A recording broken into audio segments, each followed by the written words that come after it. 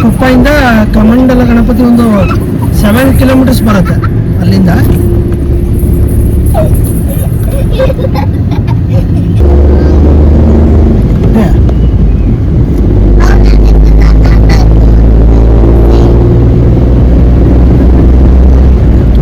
ನಾ 14 ಕಿಲೋಮೀಟರ್ ಇಲ್ಲಿಂದ.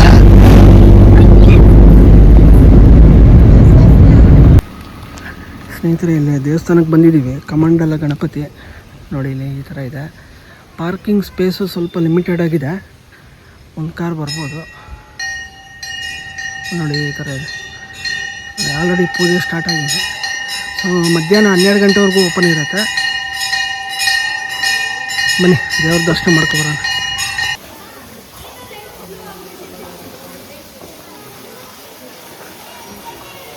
ದೇವಸ್ಥಾನ ಸುತ್ತಮುತ್ತ ನೋಡಿ ಈ ಥರ ಇದೆ.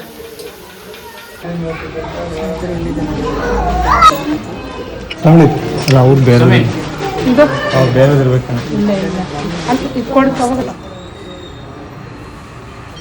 ಟೆಂಪಲ್ ಬಂದು 12 ಗಂಟೆವರೆಗೂ ಓಪನ್ ಇರುತ್ತೆ.